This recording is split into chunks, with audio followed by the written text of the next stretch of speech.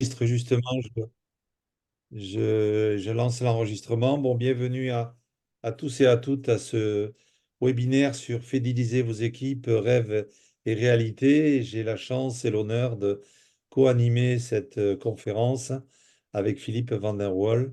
Bonjour Philippe. Bonjour Bernard et bonjour à tout le monde qui est présent actuellement. Merci. Super. Donc, l'idée de ce webinaire, effectivement, c'est de pouvoir faire quelques constats. Ensuite, faire part de notre réflexion et dans un troisième temps, de pouvoir vous donner des pistes concrètes de solutions pour que vous repartiez avec des actions que nous serons heureux d'accompagner si vous le souhaitez, bien évidemment. Donc, le monde s'accélère, c'est pas nouveau. Quand on parlait encore de climat avec Ahmed qui nous vient de la Tunisie avec des chaleurs anormales, effectivement. Donc, Philippe, qu'en est-il de ton point de vue de Hollande, je crois, c'est ça? Tu nous viens de quelle région du nord de l'Europe? Actuellement, je suis aux Pays-Bas. C'est vrai que aux Pays-Bas, il fait toujours un peu plus froid, mais même là aussi, il y a des changements climatiques. C'est-à-dire qu'on a de plus en plus de chaleur aussi et des longues pluies qui nous reviennent. Alors, actuellement, c'est de la pluie, c'est pas de la neige. Bien, donc, qu'est-ce que tu fais comme constat aujourd'hui de ton point de vue? On se présentera après. Alors, je pense que dans le challenge, alors d'abord merci d'être présent et de pouvoir échanger avec d'autres professionnels. Je pense que euh, notre point de vue sur au niveau international, on expliquera tout à l'heure ma position, mais aussi on est dans en fait un monde dans lequel on vient d'expliquer le marché du travail devient de plus en plus flexible. On attend aussi d'autres démarches de certains collaborateurs. On attend d'autres peut-être équilibre entre vie professionnelle et vie privée. Il y a des exigences autour des lois qui exigent qu'on devrait peut-être travailler plus longtemps. On voit d'autre part sur le marché que les employés doivent être reconnus dans leurs talents et avoir accès à des formations pour se développer, pour avoir aussi un niveau de développement personnel qui est au fait indépendant de l'organisation. Et on voit aussi beaucoup de changements, que ce soit sur le niveau français, mais que ce soit aussi dans tous les pays, sur le niveau mondial. Ils veulent se sentir à l'aise et ils veulent avoir un bien-être aussi personnel, mais aussi en relation avec leur travail et qui correspond avec leurs talents et leur potentiel. Alors véritablement des changements, et il y en a bien plus, hein, on va en parler, mais qu'on retrouve dans les marchés, ce niveau perso, mais aussi sur le niveau organisationnel.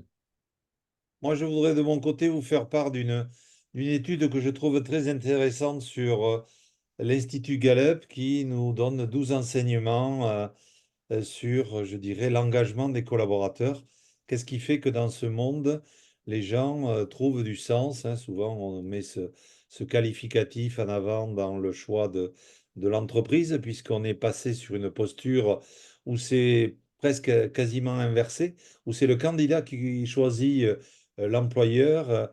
Et notamment, j'avais une anecdote de Pôle emploi en France qui fait je dirais, de façon masquée, venir des employeurs, des candidats, pardon, face à des employeurs qui doivent se vendre pour que les candidats disent, eh ben, tiens, je vais aller avec telle personne proposer ma candidature. Donc, on est vraiment sur un sujet stratégique. Donc, Gallup nous donne sa pyramide de l'engagement et les quatre questions qui se posent. Qu'est-ce que j'obtiens? Qu'est-ce que je donne? Mon sentiment d'appartenance et comment je peux grandir et me réaliser. Ça, on le retrouve souvent dans les attentes des collaborateurs. Donc, pour Gallup, un collaborateur engagé, c'est quelqu'un qui montre de l'implication. Donc, il y a déjà une partie comportementale et de l'enthousiasme, donc un côté émotionnel dans son travail. Donc on voit qu'on s'éloigne un petit peu du côté CV cartésien, connaissance, et on va un peu plus vers évidemment la personnalité de l'individu. Donc je retrouve effectivement les quatre piliers. Est-ce que je peux remplir, est-ce que ma mission est claire Donc ça, c'est une des conditions, effectivement. Les 12 sont répartis sur ces quatre piliers qu'on va avoir. Donc si la personne n'a pas le sentiment de pouvoir, d'avoir son positionnement clair, ça limite effectivement cette idée de fidélisation. Le deuxième idée, je le dis souvent à mes managers, c'est quelle contribution vous mettez en avant de vos collaborateurs par rapport à ce qu'ils fournissent, par rapport à leur livrable. Qu'est-ce qui fait, quels sont les moments de partage, d'échange qui entretiennent le sentiment d'appartenance? Je suis respecté, j'ai droit, je suis utile par rapport à cette notion collective et comment je peux effectivement, est-ce que je peux réellement dépasser certaines limites comme on pourrait avoir chacun d'entre nous pour m'accomplir, épanouir dans mon travail, puisque je considère moi également que le travail doit être un épanouissement. Donc, 59%, oui, des Français considèrent que leurs supérieurs ne se soucient pas de leur bien-être. Donc, on est quand même sur un chemin qui progresse, mais les deux tiers, si on force un peu le trait, ne sont pas encore dans le souci du bien-être et de la performance. On est bien d'accord, le choix ne doit pas être fait. Donc, qui je suis? Je suis directeur commercial pendant une vingtaine d'années. J'ai créé Energy Manager et je fais du coaching et de la formation. Mes qualités, le pragmatisme, la flexibilité, le côté confrontant pour faire vivre une expérience et faire passer un cap à la personne, et bien sûr avec son rythme et sa valeur ajoutée. Donc, les parcours d'accompagnement, je vais vous citer un programme par la suite, c'est la prise de fonction, la fidélisation, la posture, puisque je parle du bilan comportemental, et évidemment de leadership inspirant, dont vous avez quelques éléments d'exemple ci-dessous. Et vous avez le site internet, évidemment, pour consulter les différents éléments. En ce qui te concerne, Philippe, peux-tu te présenter? Alors, bien sûr, avec plaisir. Alors, d'abord, je vous explique, je suis français d'origine, mais ça fait des années que je suis à l'étranger. C'est-à-dire que si mon français, où il y a des phrases qui sont pas tout à fait correctes, ne soyez surtout pas surpris. La plupart du temps, je parle l'anglais avec les équipes ici. Philippe Endeval, je suis le responsable du groupe international TMA, qui est, on va en parler aussi, dans 22 pays. Euh, Depuis des années impliqué dans la psychologie positive, plus de 20 ans, c'est-à-dire qu'on on regarde de quelle manière on peut vraiment accentuer les talents et le potentiel de l'humain. Impliqué dans énormément d'organisations, que ce soit ici en Europe ou à l'autre côté de l'océan ou même que ce soit dans d'autres parties du monde, justement d'accompagner les organisations dans ce développement humain. Et la chose qui m'a toujours passionné, c'est surtout d'accompagner, mais aussi de travailler avec des milliers de coachs. Je pense vraiment, mais aussi en France, énormément de coachs, de professionnels RH qui sont impliqués justement dans l'humain. Et ça, c'est pour moi une passion qui est très, très actuelle du jour au jour. Alors, avec plaisir aussi de pouvoir échanger avec des personnes ici sur ces domaines-là. Merci pour ces éléments de présentation, Philippe. Moi, je voudrais simplement recentrer le débat sur effectivement notre engagement à travers ce webinaire. Hein, pour vous, c'est vous donner des clés pratiques d'un processus ou des étapes de fidélisation qui peuvent être importantes et nécessaires pour vous, avec, je dirais, deux approches. Philippe, la tienne. Alors pour nous, quand on regarde cette approche, c'est vraiment comment avoir un accès, ou un aperçu sur les talents et les potentiels de chacun. Comment vraiment pouvoir un discours sur les talents, mais surtout aussi le potentiel de l'individu. Vous allez voir son niveau équipe et peut-être même son niveau organisationnel pour soutenir aussi le leadership dans les organisations. Et Philippe nous fera une démonstration de son outil un peu plus loin dans la présentation. Et en ce qui me concerne, c'est le posture managériale dans un process, je dirais. Pour moi, la structure managériale a vraiment un rôle et une valeur ajoutée par rapport à cette notion de fidélisation. On peut recruter les meilleurs collaborateurs et ne pas savoir les garder, ne pas savoir les manager, ne pas savoir les faire se développer. Donc pour moi, il y a un process que je délivrerai. Donc, ce que je souhaiterais pour ceux qui nous écoutent, de prendre des notes et si vous avez des questions ou mettre dans le chat vos remarques, nous y répondrons, je dirais, en instantané et on va dérouler notre logique sur cette...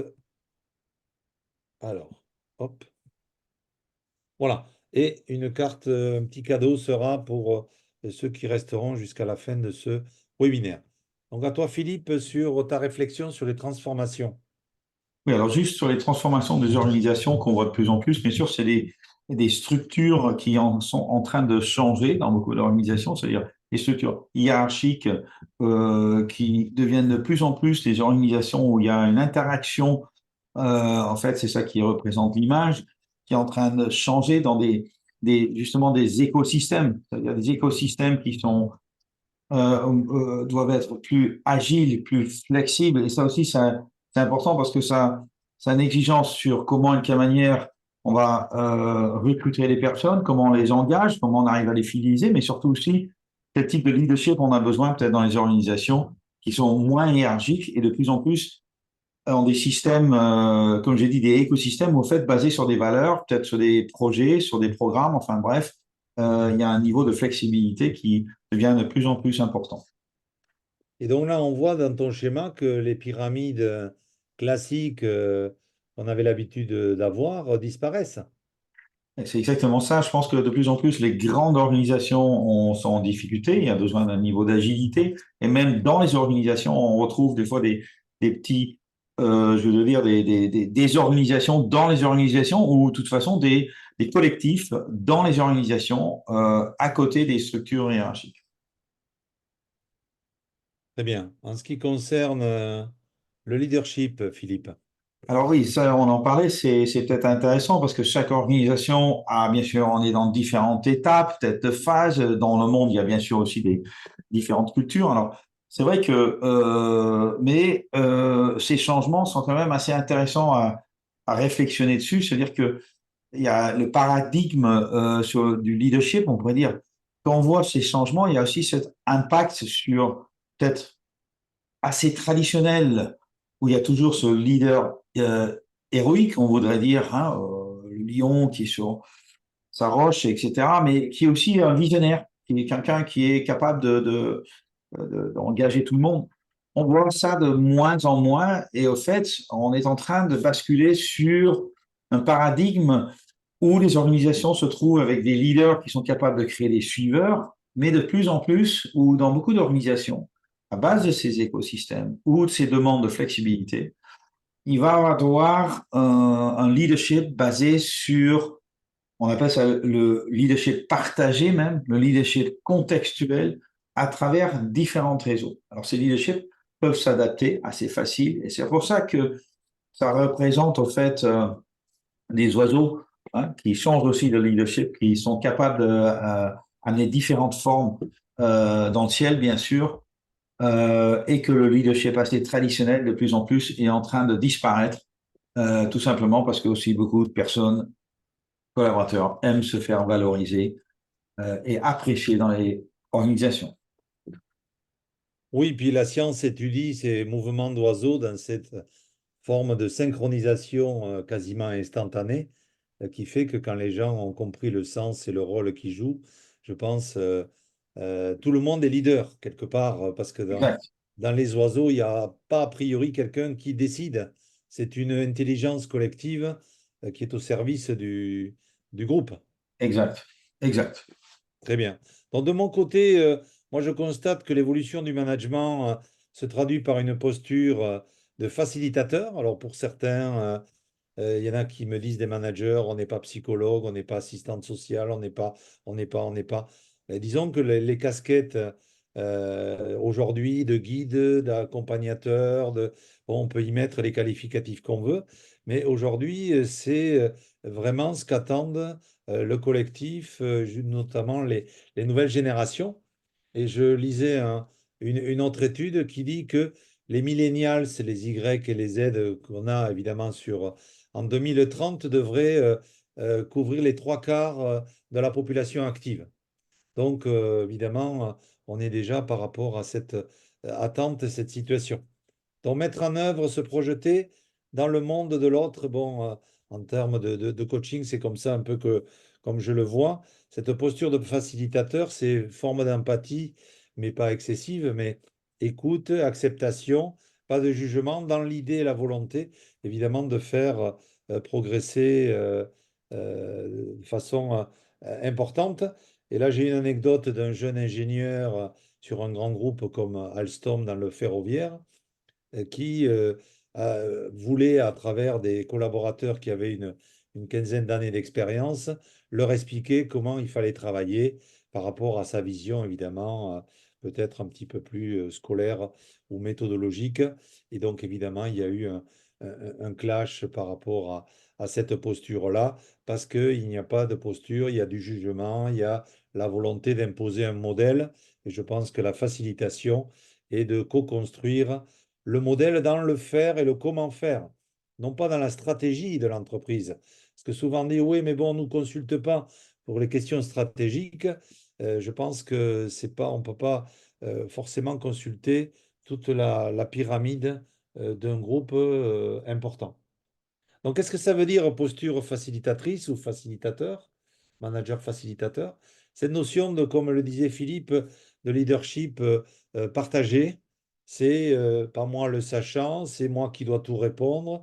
Et donc ça, c'est encore quelques managers qui veulent résister et considèrent ça comme une utilité de savoir les choses et de garder l'information.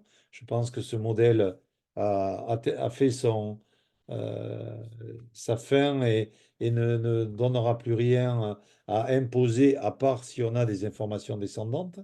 Cette notion de lâcher prise pour le manager, pour dire j'ai des objectifs, la personne en a, comment je l'accompagne sur nos objectifs communs et non pas se défendre sur celui qui va gagner sur ses objectifs. On va apprendre évidemment des uns et des autres, et pour certaines générations, euh, on le voit, la génération Z est la seule à apprendre la technologie à leurs parents alors qu'on a toujours été habitué à ce que les parents apprennent évidemment certaines choses à leurs enfants. Donc on a un inversement évidemment important. Cette notion d'ouverture, de surprise et d'accepter que l'autre ne fonctionne pas de la même façon que moi. Et bien sûr, ça je crois que c'est un mot-clé avec le mot sens, c'est cette notion de confiance. Si vous n'avez pas déterminé les critères de confiance qui fait que vous faites confiance à vos collaborateurs, qui, je suis d'accord avec vous, sont totalement subjectifs. Ça, ce n'est pas une science, ce n'est pas écrit nulle part. C'est vous qui en décidez et qui pouvez effectivement faire que vos critères soient explicités et transmis à vos collaborateurs pour effectivement mieux fonctionner ensemble. Est-ce que vous avez des questions, des premières réactions par rapport à ce constat et par rapport effectivement à nos réflexions respectives? Si vous voulez noter sur le chat, n'hésitez pas.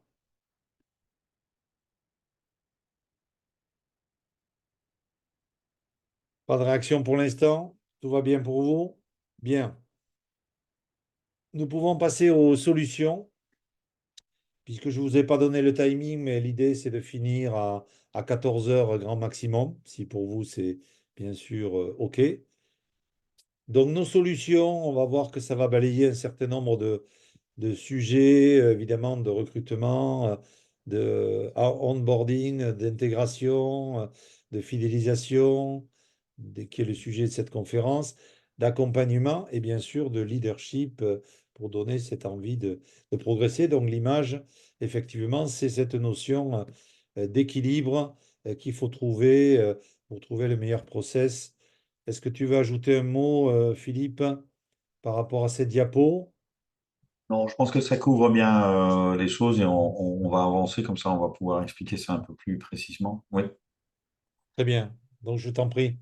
Je pense qu'en effet, dans les solutions, déjà, c'est intéressant de partir d'un principe, d'une valeur. Et dans la psychologie positive, que c'est ça que je pense que le point de vue aussi de départ, c'est de valoriser les personnes, mais de comprendre que les personnes fonctionnent de façon optimale, apprennent le plus rapidement, entrent plus facilement en action et sont plus impliquées lorsque leurs tâches sont en adéquation avec leur moteur profond, leur talent, leur capacité cognitive et leurs compétences.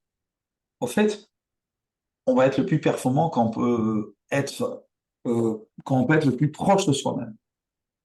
Et c'est ça qui est intéressant aussi dans cette approche on parle souvent en France de tests. Moi, je parle jamais de tests. Je parle toujours d'analyse des talents et du potentiel. Et c'est pas pour avoir un bon marketing, mais c'est pour vraiment avoir une approche un peu différente. On n'est pas là pour tester les gens. On est là pour les valoriser, pour apprécier, mais aussi connaître sur un niveau individuel, peut-être justement leur moteur, qu'est-ce qui leur active, qu'est-ce qui les met dans une situation de drive, on appelle ça en anglais, et de quelle manière on pourrait avoir une relation professionnelle avec ces talents et avec aussi leur potentiel. Alors, on parle souvent d'une approche, quand on parle dans les organisations, d'une approche exclusive. C'est-à-dire, souvent, ce sont des programmes qu'on met en place pour les gens talentueux. Quand on parle en anglais de talent management, c'est surtout la gestion des talents pour une équipe exclusive. C'est-à-dire un certain nombre de personnes, les high potential et haut potentiel, qui vont avoir un accès à certains programmes dans l'organisation ou un accompagnement par des coachs. Et de plus en plus, je partage ça avec vous, justement, ça commence à basculer. C'est-à-dire qu'on parle de plus en plus d'une approche inclusive, pas seulement pour les hauts potentiels, mais en fait pour toutes les personnes. Ils ont une relation avec l'organisation, avec, en fait, qui participent dans une organisation. Et c'est pour ça, en effet, on peut basculer, Bernard, sur les différents niveaux qui sont intéressants d'aborder dans ce cas-là. Si on a une approche inclusive, on va voir que ça touche au fait les trois niveaux. C'est-à-dire que l'individu se sente à l'aise, se soit reconnu, valorisé, va amener que, au fait, l'individu avec ses talents va pouvoir apporter une valeur ajoutée dans le collectif.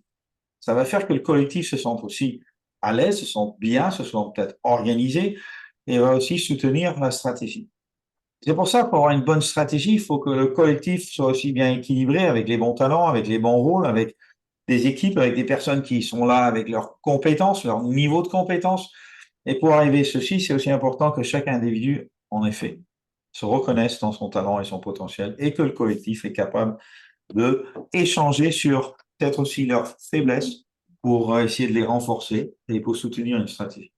Et c'est bien ce point de départ, je pense, qui est intéressant pour des coachs, pour les professionnels RH, de ne pas faire des tests et d'avoir vraiment une approche globale au niveau de la gestion des talents, avec le leadership qui est aussi important là-dedans, et de voir comment et quelle manière on peut accompagner l'individu, le collectif, mais aussi soutenir une stratégie dans les organisations ou dans les structures. C'est pour ça que c'est important aussi de connaître les talents et le potentiel de chacun. Hein, et c'est bien pour ça qu'on en discute aujourd'hui dans ce webinaire. Alors, si on bascule, je pense que Bernard, un autre, on parlait de l'approche TMA, mais l'approche TMA, 20 ans de psychologie positive, je ne vais pas vous amener dans tous les détails, mais 20 ans de psychologie positive, en plus de 22 pays, fait que sur le niveau mondial, on voit qu'il y a quand même de plus en plus un intérêt de vouloir comprendre ses talents et les mettre en œuvre et de vouloir aussi avoir un entretien qui amène aussi à valoriser ses talents et ce potentiel. On parlait du Gallup, qui a exprimé bien des fois les soucis que les collaborateurs ont dans les organisations. Alors, la méthode TMA va exprimer justement ces talents. Et dans ces 20 ans de développement, on va basculer, Bernard, sur la prochaine slide, je pense. On a voulu avoir une approche basée sur cette psychologie positive pour soutenir les professionnels, coachs, départements RH, cabinets de conseil, pour avoir accès à de l'information qui va soutenir une stratégie ou des valeurs sur les talents et le potentiel de chacun. Alors, il y a une plateforme qui est dédiée à les professionnels RH et il y a des environnements pour les collaborateurs. pour pouvoir se développer personnellement, indépendant ou avec soutien des coachs. La meilleure chose quand on exprime ça, Bernard, vous êtes d'accord, peut-être c'est de montrer tout simplement de quoi on parle. Je te passe la main, Philippe, pour partager ton écran. Oui, je veux bien.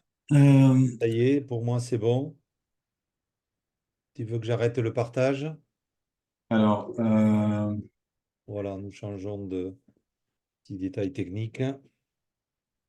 je vais essayer de partager mon écran. Normalement, tu as la main, c'est bon. Alors, la première chose que je vous montre, c'est on est dans une plateforme qui est avec bien sûr un accueil, avec tous des éléments que vous allez voir dans un menu qui est à votre gauche et qui va donner des aperçus sur le niveau individuel, équipe. Mais c'est pas avec tous ces détails que entre parenthèses, informer.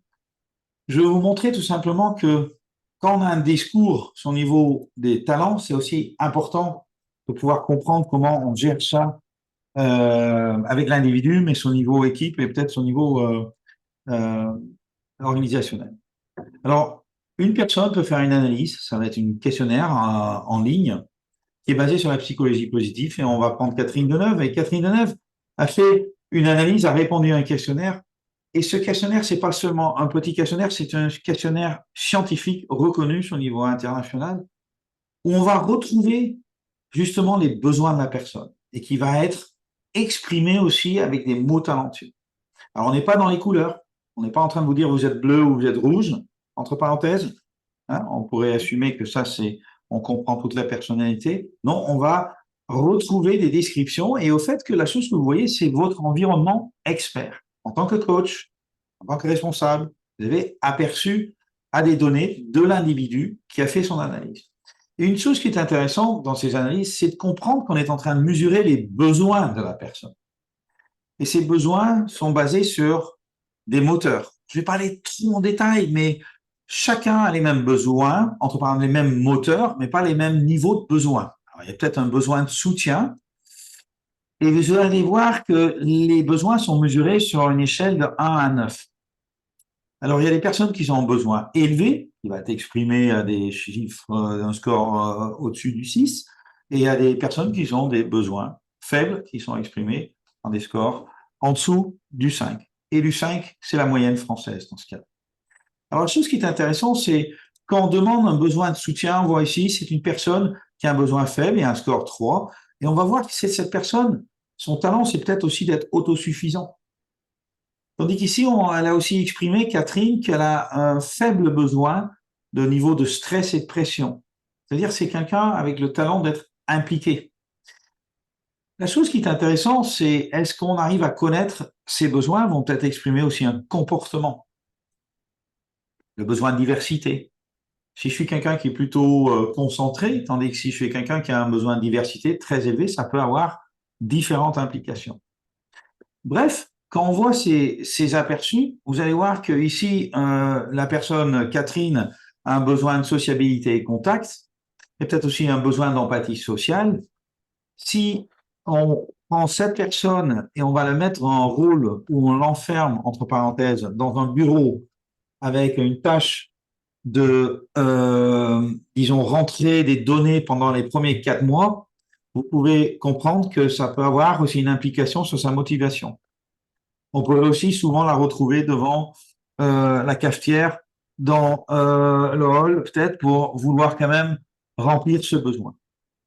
Ces besoins, c'est trop, on va pas aller trop en détail, interactent aussi entre les personnes, mais aussi entre les différents moteurs.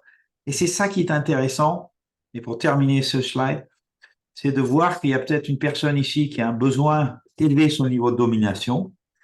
C'est-à-dire qu'il y a le talent d'être dirigeant, mais c'est pas une personne qui a le besoin aussi d'aller dans la confrontation. Et ça, c'est intéressant en tant que coach, en tant que responsable. Qu'est-ce que ça exprime? C'est que d'une manière, j'aimerais bien diriger, mais j'ose pas aller dans la confrontation. C'est-à-dire qu'il y a des situations peut-être très délicates pour cette personne qu'on peut l'accompagner. Bref, dans ces aperçus, vous allez voir, il y a des rapports d'experts pour gérer comment et de quelle manière on peut gérer, au fait, justement, ces entretiens. Mais la chose que moi, je veux vous exprimer, c'est de faire la relation avec deux langages. Alors, on a expliqué avec Bernard, ça c'est le langage des talents, mais il y a aussi le langage du potentiel. Et là, on bascule tout à fait sur un autre langage. C'est le langage organisationnel, où il a été décrit 53 compétences comportementales qu'on va retrouver. Ils ont été décrits sur un niveau opérationnel, tactique et stratégique, mais qu'on va pouvoir mettre en relation avec une personne. Avec une personne où on va voir dans quelles compétences elle a beaucoup de talent, on va pouvoir dire donne de l'énergie, ou peut-être elle a justement moins de talent, coûte de l'énergie. Et maintenant, je pars du principe, je pense qu'on partage tout ça, c'est qu'il faut surtout développer les gens là où ils ont plus de potentiel. Et avec cet aperçu, on va pouvoir justement comprendre et éventuellement travailler avec une personne, comment gérer les compétences qui vous coûtent plus d'énergie, tandis qu'il y a peut-être des compétences qui sont très talentueuses que vous n'avez pas encore développées. Bref, on va pouvoir, avec cet environnement, aussi mettre en adéquation avec des profils pour justement valoriser si la personne correspond avec peut-être les compétences qu'on recherche dans un profil. Alors, ça, c'est des tableaux de bord individuels. Je vous montre tout simplement notre tableau de bord sur le niveau équipe, où on va pouvoir aussi mesurer les mêmes choses dans une équipe, voir quelles sont peut-être les compétences de chacun dans une équipe. Comment et de quelle manière les talents vont être retrouvés dans une équipe. C'est-à-dire quels sont les talents sociaux peut-être de chacun, les talents d'influence. On va pouvoir retrouver le potentiel de l'équipe. On va pouvoir travailler pas sur le niveau individuel, mais on va aussi travailler sur le niveau d'une équipe. On va même avoir des conseils qui vont nous aider, qui vont vous aider en tant que coach, en tant que professionnel, pour soutenir des team building, pour soutenir éventuellement des équipes, parce que on va comprendre quels sont les talents, mais peut-être aussi la manière comment on peut gérer ces équipes. Et c'est ça qui est intéressant aussi pour les responsables. Alors maintenant, disons que on va basculer sur le niveau analytique. Je vais le faire de cette manière.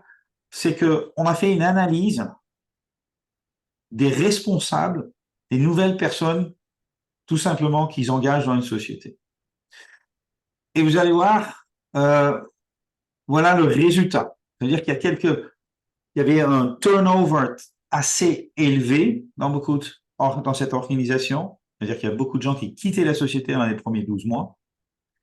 Un taux élevé de 33%, qui est quand même assez élevé. Et voilà les résultats. Alors, on a fait les résultats sur les personnes qu'ils avaient sollicitées, mais ça, c'est aussi les résultats des managers qui accompagnaient les nouveaux recrutés. Et qu'est-ce qu'on voit? Qu'en fait, leur vrai talent de ces responsables est bien plus au niveau de leadership, vision, capacité de jugement, orienté vers les résultats. Mais on voit que d'autres compétences dans cette équipe sont plus faibles, même très faibles. Accompagner et développer les collaborateurs, c'est au fait des compétences très faibles. Et ceci, ça ne veut pas dire qu'ils sont des mauvais responsables, pas du tout. Mais peut-être que dans l'accompagnement, c'est pas ça qui leur donne l'énergie. Développement des collaborateurs, c'est pas ça qui leur donne l'énergie. Ils sont plus dans le résultat. Et c'est ça qui est intéressant sur le niveau analytique RH, ou peut-être en tant que coach, en tant que professionnel RH, département RH, consultant, vous allez pouvoir soutenir justement une démarche aussi plus efficace. Comment et de quelle manière on peut mettre en place un processus pour accompagner peut-être ces personnes. Bref, des plateaux, une plateforme, pardon, où vous allez pouvoir gérer toutes sortes de données, chercher, recruter, accompagner les collaborateurs en tant que coach, mais en tant qu'aussi professionnel RH.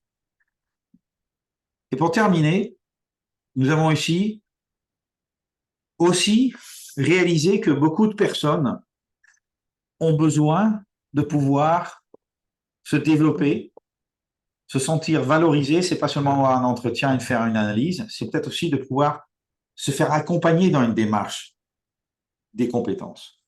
Et il y a 3 ans de contenu qui a été développé, où chacun qui a fait une analyse va pouvoir avoir un aperçu de tous ses talents dans un environnement personnalisé où tous ces éléments de son style d'apprentissage, mes talents influenceurs, comment je arrive à travailler avec d'autres, comment je suis dans une équipe, toutes ces informations sont mises à disposition. Comment je travaille à domicile, est-ce que, voilà, mon potentiel, bref, toutes les informations basées sur votre analyse et votre talent et votre potentiel. Et la chose qui est intéressante, c'est pas seulement avoir l'aperçu, mais aussi de pouvoir vraiment obtenir et avoir un accès à des exercices sur vos compétences. Ça veut dire, si je dois être plus dans ma communication, comment je peux m'améliorer, l'environnement qui est intégré dans les organisations, qui est aussi des fois obligatoire hein, sur les lois françaises, comment et de quelle manière on soutient nos collaborateurs. Chaque collaborateur a un accès dans cet environnement où il va pouvoir vraiment faire des exercices, noter les exercices, faire des entraînements sur des sujets, des compétences. Et au fait, il va même pouvoir les partager avec d'autres dans l'organisation. Et je revenais sur les systèmes éco. Ici, Monsieur va peut-être partager ou Catherine va partager ses talents avec Edith Piaf.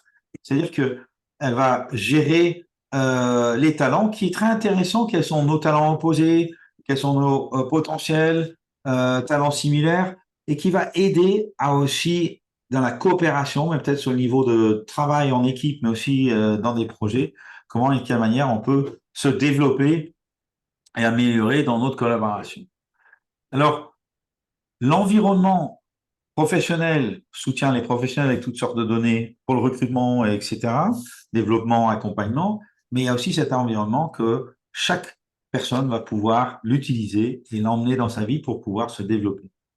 Et pour finir, si on a tous ces aperçus, vous comprenez que c'est aussi important qu'on puisse donner du feedback. C'est-à-dire chacun peut commencer après une collaboration un niveau d'échange qui a eu pris place, de poser à l'autre personne, de l'inviter à donner du feedback. Après un entretien, après peut-être un projet, je pourrais inviter Bernard et demander à Bernard, donne-moi du feedback si tu veux sur certaines de mes compétences. Je peux les choisir moi-même. Et dans ce cas-là, je pourrais faire sorte que euh, Bernard m'explique à moi, oui, moi je veux vraiment l'essence du détail, comment je suis, l'ambition, créativité, et comme ça je peux l'inviter à 2 ou 3 compétences pour m'évaluer. Toute l'idée de l'analyse et la méthode TMA, c'est de faciliter un dialogue sur les talents, un aperçu sur le potentiel de chacun. Et c'est pour ça qu'on est dans cette psychologie positive. C'est pas pour tester les gens, mais pour avoir un vrai entretien et un dialogue sur les talents et les potentiels de chacun. Merci jusqu'à là, Bernard. Je te redonne. Alors attends, peut-être, puisque tu as le vision de ton outil, est-ce qu'il y aurait une ou deux questions sur sur l'outil en tant que tel? N'hésitez pas sur le chat ou vous enlevez votre micro puisque nous ne sommes pas assez nombreux pour tourner le brouhaha. Une question de ma part, est-ce Oui, que Ahmed. cette plateforme ou outil hein, nous permettra aussi de former des équipes? Si j'ai un besoin pour gérer un projet, ainsi de suite, est-ce que un manager peut avoir accès à cet outil pour choisir un peu les différents collaborateurs selon les Oui, compétences et voilà. oui, absolument. C'est-à-dire que euh, on va pouvoir matcher une équipe, si c'est ça que est la question, ou les mettre en relation avec des rôles qui sont peut-être recherchés. C'est Vous ça. allez pouvoir Vous allez pouvoir tout simplement, pour les managers, ce qui s'appelle, alors je sais pas si vous partez, je crois que j'ai plus le lien, Bernard, c'est toi qui as le Ah, lien. pardon, Euh, excuse-moi, je te le redonne. Mais en effet, la chose qui est possible, c'est de faire sorte que euh, euh, chaque manager peut avoir aperçu ou recherche des personnes pour une équipe ou veut travailler en équipe et va pouvoir rechercher les profils, mais va aussi pouvoir analyser l'équipe pour faire des sessions d'équipe. Alors, je pense que qui s'appelle Talent Pool, je vois il y a différentes choses qui sont possible, mais en fait, c'est de rechercher, là, c'est son niveau individuel, mais on fait faire ça à son niveau d'équipe, de dire, ben, on recherche des profils de compétences, on va chercher un directeur de vente ou, bon, ça, c'est des profils qui ont été créés, hein. Il n'y a pas des profils idéaux, entre parenthèses, mais on va trouver une formatrice et on va tout de suite voir quelles sont les personnes qui sont le plus proches. Alors, ça, on fait sur le niveau individuel, mais on va aussi pouvoir le faire ça sur le niveau équipe, c'est-à-dire différentes profils dans le niveau d'équipe. On peut aussi tout simplement chercher ce niveau, je cherche quelqu'un qui est fort en accompagnement, qui est capacité d'adaptation, capacité de jugement. Vous pouvez me donner les personnes dans l'équipe qui sont, je sélectionne l'unité, l'équipe qui sont le plus proches de ces compétences. Je ne sais pas si c'est une première réponse à votre question. Ouais, c'est super, c'est bien ça. Merci.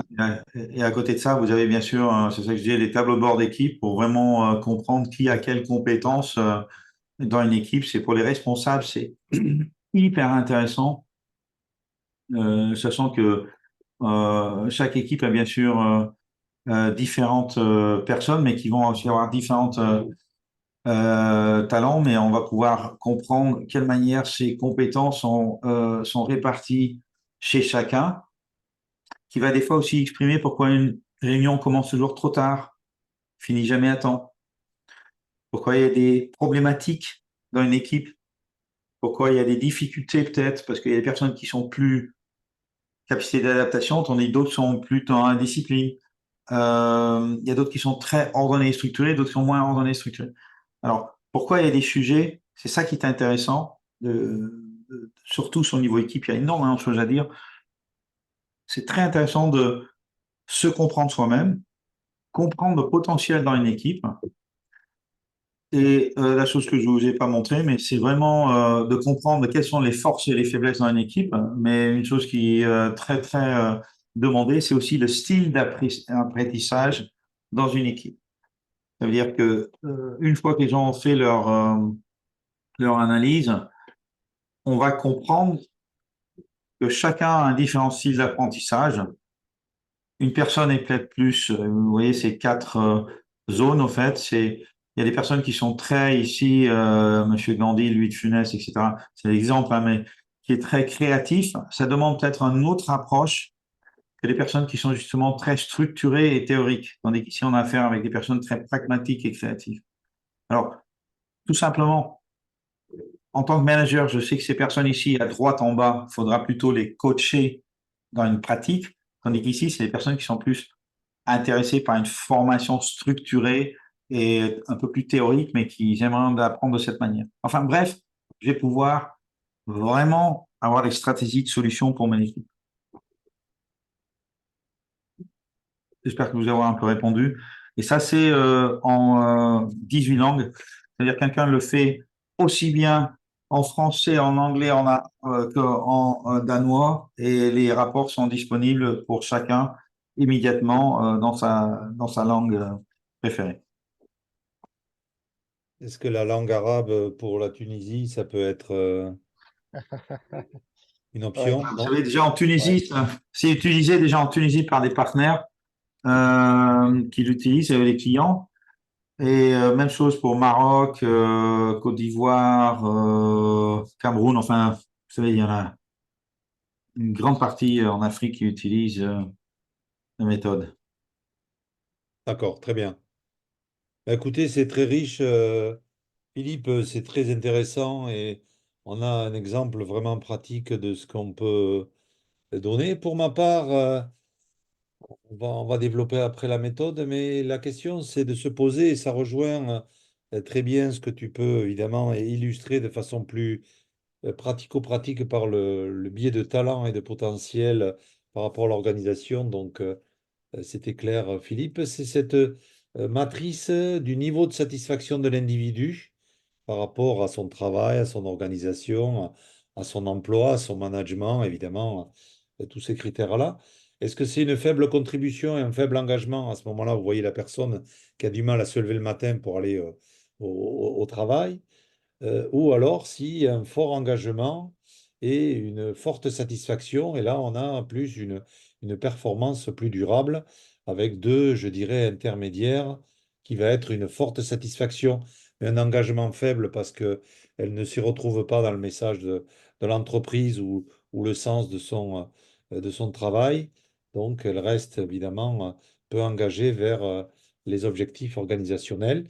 Et puis après, la notion de risque peut-être un petit peu psychosociaux sur une baisse de satisfaction parce que peut-être parce qu'il y a un épuisement qui commence mais toujours une fort engagement. Donc là, il y a toujours cette suspicion de diminution d'estime de soi, moi je considère ça, qui fait qu'on continue à vouloir compenser cette image négative de soi. Et je pense que l'outil, effectivement, de TMA peut permettre de voir plus clair à ce niveau-là. Donc, dans quel environnement, évidemment, je suis? Est-ce que c'est la psychologie positive qu'expliquait Philippe par rapport à mes ressources, à mes talents? Mes motivations intrinsèques, donc, qu'illustrait Philippe par des moteurs. Effectivement, donc, est-ce que vous êtes dans cet environnement-là où on est encore une position hiérarchique assez lourde sur la délégation de décisions, le partage, effectivement, de contraintes?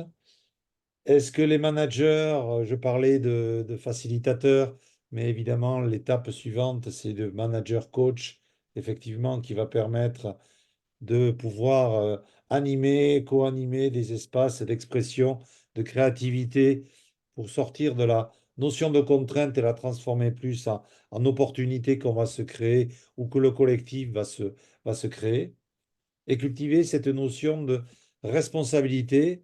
Non pas c'est à toi de faire ça parce que tu as signé le contrat, mais c'est à toi tu as, je dirais, compris ce qu'on attendait de toi. Donc, évidemment, on partage tout ce que tu peux nous apporter, tes réflexions, tes doutes, et on va avancer, on va grandir ensemble. Donc, c'est cette notion de responsabilité. Quelquefois, les managers me disent, ouais, mais on va créer des conflits. Je dis, les gens ont des façons d'expression différentes qu'on conçoit comme des conflits ou des tensions, mais on voit qu'elles sont génératrices de beaucoup plus de valeur ajoutée que des choses qui sont tapies dans l'ombre et qui font que des process, je dirais, se désynchronisent. Et après, on dit, c'est pas moi, c'est l'autre. Et comme ça, on partage plus la responsabilité et on va évidemment sur. Donc, je voudrais vous présenter la méthode de fidèle catalyseur que je propose par rapport à ce processus de fidélisation. Fidèle pour F, fidéliser.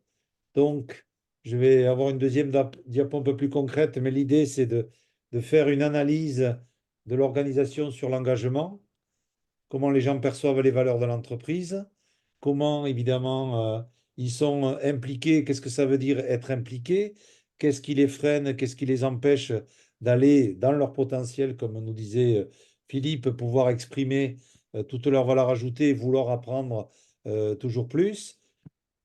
En deuxième étape, effectivement, c'est impliqué, donc ça veut dire que pour moi, je prends la structure managériale, l'encadrement et on va se réunir effectivement déjà au départ pour interroger l'organisation. C'est pas moi qui le fais directement et je considère c'est plus légitime les gens de l'organisation pour le faire.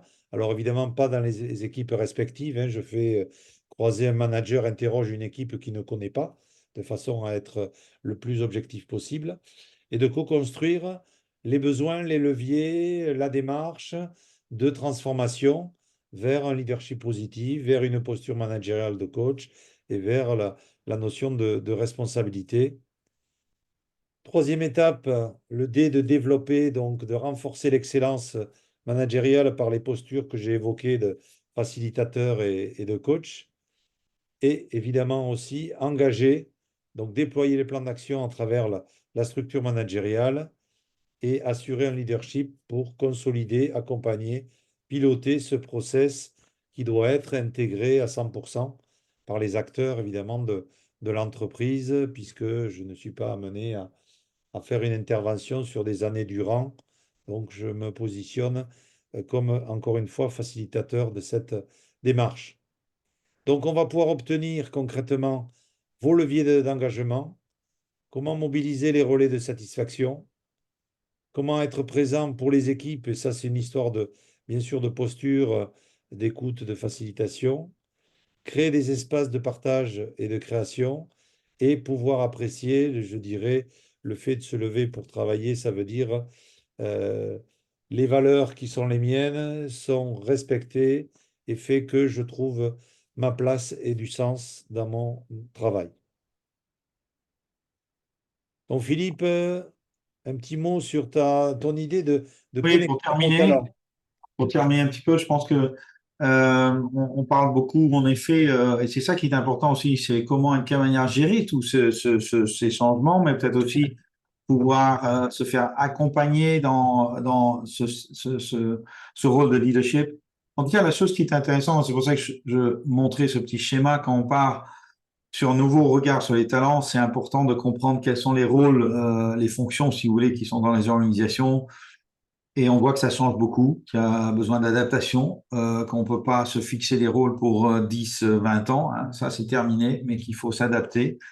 Et ça demande une gestion de compétences. Et d'autre part, il y a toutes les personnes, les collaborateurs, tous les individus avec leurs talents, leurs moteurs, le potentiel, et qui demandent aussi une gestion des talents. Et au fait, la chose qu'on recherche dans les organisations, c'est un alignement entre les exigences des rôles, les compétences peut-être recherchées, et le potentiel de chacun. Et c'est pour ça qu'on parle souvent de trois éléments. C'est comment et de quelle manière on peut trouver les talents, hein, pas seulement trouver les recruter, mais aussi les découvrir, ses propres talents. Trouver les talents dans les organisations pour faire aussi évoluer les gens.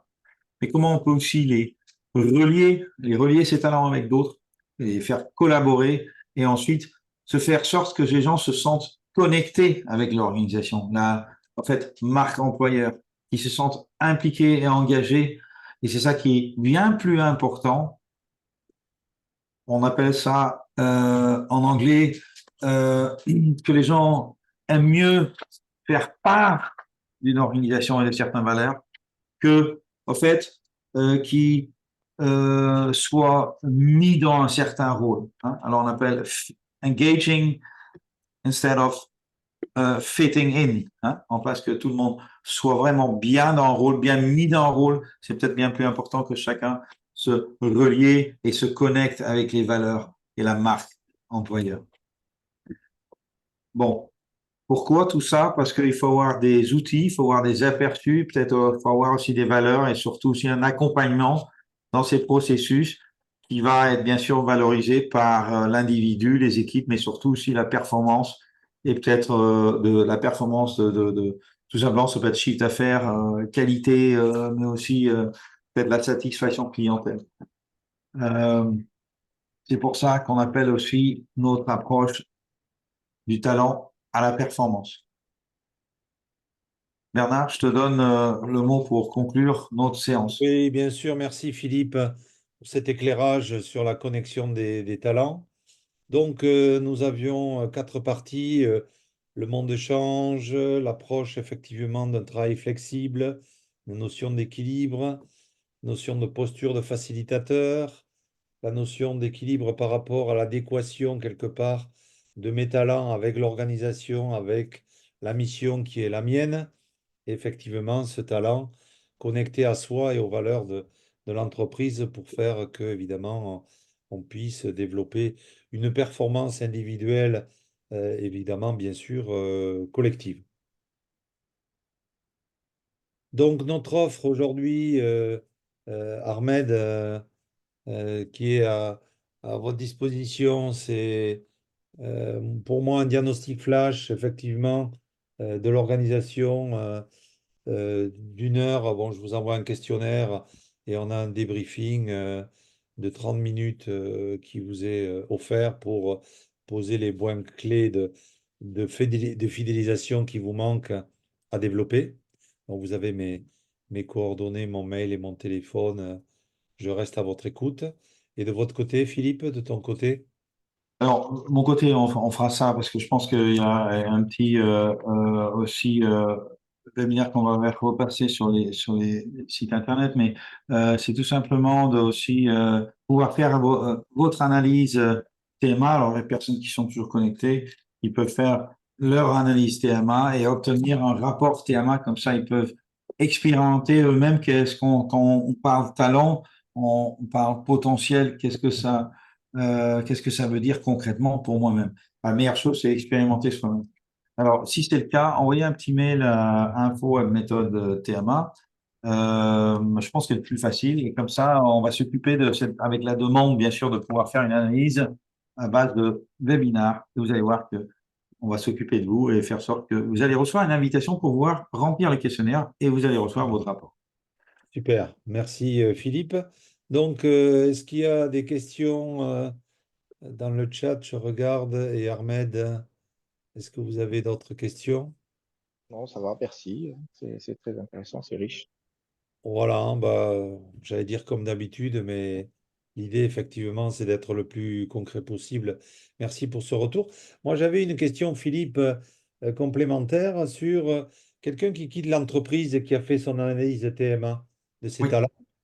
Est-ce qu'il peut l'utiliser dans sa nouvelle entreprise pour dire, voilà, moi je me connais bien, je sais ce qui m'anime, comment je fonctionne, et le poste qui, sans ambition énorme, sans ego démesuré, mais dire, voilà, si vous voulez qu'on fonctionne bien ensemble, ça serait bien de pouvoir fonctionner de cette façon-là. Exactement. En fait, on voit ça de plus en plus, Bernard, c'est qu'il y a énormément de jeunes qui partagent même leur analyse TMA sur les réseaux sociaux. Ah oui, Et tout simplement parce que, comme c'est la psychologie positive, il n'y a pas de bien ou de mal. Hein. voilà, c'est ça. C'est simplement que, il n'y a pas de jugement aussi, c'est simplement que ils vont exprimer, voilà mes valeurs, voilà la chose qui me donne de l'énergie, qui coûte de l'énergie, mais ils vont aussi vouloir se connecter avec des organisations qui valorisent leurs talents et leur potentiel. D'accord. Et c'est ça qui est intéressant. Alors, de plus en plus de professionnels RH quittent un peu l'idée de faire des tests pour ensuite en utiliser, mais de vraiment mettre en place et d'avoir un discours sur ces talents, qu'est-ce qui vous donne de l'énergie, qui coûte de l'énergie et de quelle manière on va pouvoir s'engager ensemble et peut-être aussi pouvoir vous aider à vous développer sur les compétences dont vous avez le plus de potentiel. C'est aussi D'accord. un autre regard sur l'accompagnement et peut-être même sur l'éducation, Bernard. C'est, pour vous Super. exprimer, c'est de plus en plus, on a de regard de ne pas vouloir faire progresser les gens là où ils se sentent moins talentueux, Oui. mais justement d'avoir un autre regard sur l'éducation et le développement et la formation et l'accompagnement pour justement mieux valoriser chaque personne dans ses valeurs et son potentiel. Et sur ces belles paroles, merci Philippe, merci à vous de votre participation. Avec plaisir. Vous recevrez la possibilité d'avoir le webinaire, de le replay, pardon, de ce webinaire que je mettrai à vos dispositions. Je vais vous envoyer un mail à cet effet. Et puis, n'hésitez pas à nous écrire pour toute demande, sollicitation ou analyse de talent. Merci Bernard. Et,